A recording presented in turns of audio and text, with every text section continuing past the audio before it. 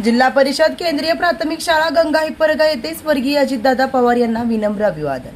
जिल्हा परिषद केंद्रीय प्राथमिक शाळा गंगा हिप्परगा येथे लोकनेते तथा स्वर्गीय उपमुख्यमंत्री माननीय अजितदादा पवार यांना विनम्र अभिवादन करण्यात आले। यावेळी त्यांच्या कार्याचा गौरव करत उपस्थितांनी त्यांच्या स्मृतींना आदरांजली अर्पण केली। कार्यक्रमाच्या अध्यक्षस्थानी शाळेचे मुख्याध्यापक पौळ सर होते, तर पत्रकार अजय भालेराव हे प्रमुख पाहुणे म्हणून उपस्थित होते। यावेळी Rathod, Shripati sir, Moge sir, Shinde, Ashavant sir, Gutte madam, Pallewad madam तसेच शाळेतील शिक्षक व कर्मचारी मोठ्या संख्येने उपस्थित होते। कार्यक्रमाचे सूत्रसंचालन चव्हाण चंद्रशेखर सर यांनी केले, तर आभार प्रदर्शन नागरगोचे हनुमंत सर यांनी मांडले।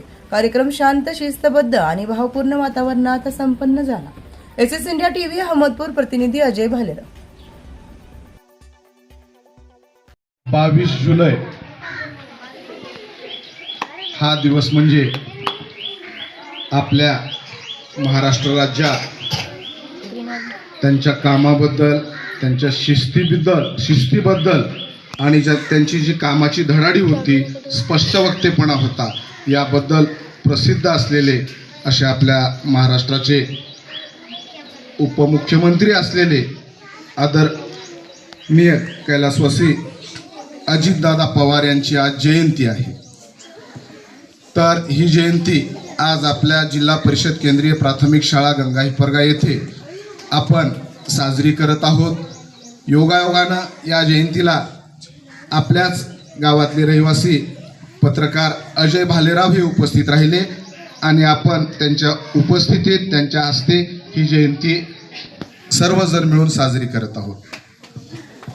बालमित्रांनो, तुम्हाला माहीत आहे की 28 जानेवारीला आपली शाळा भरली होती। मलाही वाटणं कल्पना नव्हती, कुणाला कुठतरी थोडी कुणकुण लागली होती, टीव्हीवरची बातमी। तो एक अत्यंत दुर्दैवी काळा दिवस आपल्या राज्याचे तत्कालीन म्हणजे विद्यमान चालू असलेले उपमुख्यमंत्री अजितदादा पवार यांचा बारामती येथे लँडिंग दरम्यान ते पुण्याहून एका चार्टर्ड विमानानं बारामतीला येत होते एका कार्यक्रमासाठी आणि लँडिंग दरम्यान ते विमान कोसळलं आणि त्या विमान अपघातामध्ये मृत्यू झाला। आणि आजची म्हणजे त्यांचा मृत्यू हा आपण पाहिला 28 जानेवारी 2026 ला झालेला आहे। आणि हे अजितदादा कामासाठी हे प्रसिद्ध असलेले अजितदादा यांचा जन्म अहमदनगर जिल्ह्यातल्या देवळाली येथे त्यांच्या आजोळी झाला। जन्म त्यांचा 22 जुलैला, आजच्या दिवशी 1959 ला। आणि त्यांचं गाव म्हणजे कसं, काटेवाडी, बारामतीच्या जवळचं ते गाव आहे, पण जन्म त्यांचा आजोळी झाला। आणि त्यांचं शिक्षण BCom पर्यंत झालेलं आहे आणि ते बारामती विधानसभा मतदारसंघातून 8 वेळेस सलग निवडून आले। म्हणजे कोणत्याही कार्यामध्ये लोकांनी एवढा विश्वास केव्हा ठेवतात, लोक त्यांचं कार्य असल्यासच ठेवतात की चांगल्या कार्यालाच लोक चांगलं म्हणतील ना, वाईटाला कसं ते एवढी साथ देतील। तर त्यांचं खूप कार्य होतं, त्यांनी बारामतीचा खूप विकास केलेला आहे आणि ते सर्वाधिक काळ महाराष्ट्राचे उपमुख्यमंत्री म्हणून त्यांचा काळ आहे। त्यांचं जर आपल्याला आपण काही जे चांगले पुरुष झाले, चांगले काम करणाऱ्याच्या ज्या जयंत्या साजऱ्या केल्या जातात आपल्या शाळेमध्ये सांस्कृतिक कार्यक्रमाच्या अंतर्गत, तर त्यांचा आपण चांगल्या बाबी आपण आचरणात आणाव्या हा हेतू असतो। तर दादांचं एक दादा नावानं, त्यांचं टोपण नावानं ओळखलं जाते महाराष्ट्रात। ते पहाटे उठायचे आणि सगळ्यात लवकर आटोपून कामाला सुरुवात करायची। बरेच जण सकाळी उशिरा उठणं हा गुण खूप त्यांचा घेण्यासारखा आहे। सकाळी 7च्या अगोदर पूर्ण तयार होऊन ते लोकांच्या भेटीगाठी, त्यांचं जे काम आहे ते काम करायचे। म्हणजे आणि एवढा सातत्यपणा त्यांच्या कामामध्ये होता, धडाडी होती कामामध्ये, यामुळं प्रशासनावर पकड होती। ते कुठेही केले तर अधिकारी कर्मचारी त्यांना म्हणजे लेट जमायचं नाही, कामामध्ये चुकारपणा जमायचा नाही, अतिशय शिस्तबद्ध होते।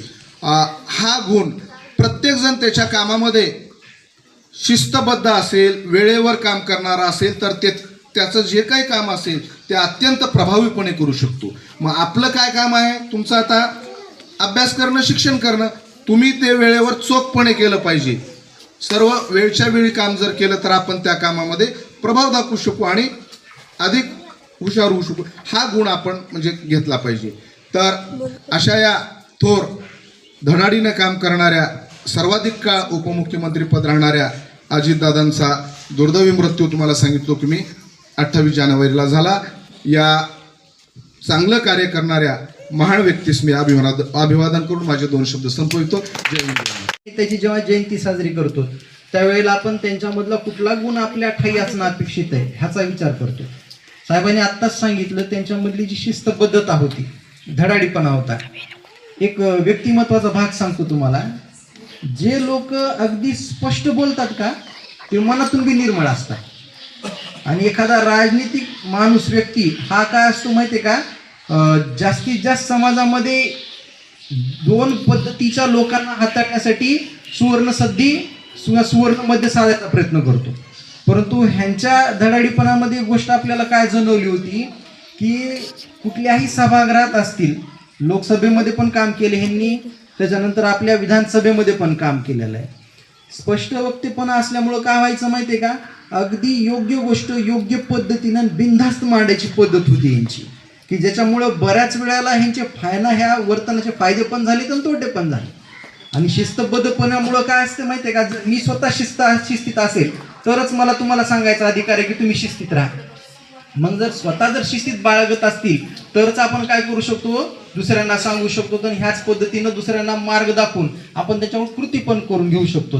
हे 2 गोष्टीच आता आपल्याला साहेबांनी अगदी स्पष्ट सांगितल्यात की ज्या तुम्हाला अंगीकारायच्या. कुठल्या हो, शिस्तबद्धपणा आणि धडाडीपणा. त्यानंतर आपल्या कार्यक्रमात आजचा दिवस म्हणजे तुम्हाला सर्वांना माहीतच आहे, अजितदादांची आज जयंती. हा दिवस आल्यानंतर खरं तर त्यांच्या दुःखाची आज आठवण झाली बघा, डबल एकदा. कारण मी असंच लातूरला होतो आणि मला अशीच तिथं बातमी अचानक कळालेली होती आणि खूपच वाईट घटना घडलेली होती. तुम्हाला सर्वांना माहिती आहे, आताच साहेबांनी देखील सांगितलेलं आहे. आणि या अशा खरं तर हा कार्यक्रम हा वाईटच म्हणायला हरकत नाही आजचा. म्हणजे जन्म झाला पण त्याची आठवण झाली, त्यांची आपल्याला आठवण झाली. तर या आपल्या या गंगाहिपरगा नगरीचे सुपुत्र आपणाला या जयंतीनिमित्त लाभले त्याबद्दल मी त्यांचा शाळेच्या वतीने, आमच्या विद्यार्थ्याच्या वतीने, मुख्याध्यापकाच्या वतीने अगोदर मी त्यांचे आभार मानतो. आणि विशेष म्हणजे हे आपले विद्यार्थी आहेत. आणि सांगायचं तात्पर्य म्हणजे आपल्याला वेळ सहसा आता कुणालाच राहिलेला नाही, पण त्यांनी वेळात वेळ काढून या कार्यक्रमाची शोभा वाढवली. आणि आपला तर कार्यक्रम होणारच होता, त्याच्यात काही नव्हतं, परंतु त्याच्यामध्ये आणखीन दुधामध्ये साखर पडल्यासारखं झालं. आणि त्यांनी या शाळेला उपस्थित झाले त्याबद्दल मी प्रथमतः त्यांचे आभार मानतो. त्यानंतर या कार्यक्रमाला तुमचा विद्यार्थ्यांचा उत्स्फूर्त प्रतिसाद लाभला. माझे सहकारी या कार्यक्रमात सगळे सहभागी झाले, मॅडम पण सहभागी झाल्या, या सर्वांचे मी आभार मानतो. आणि हा छोटेखानी कार्यक्रम संपला असेल.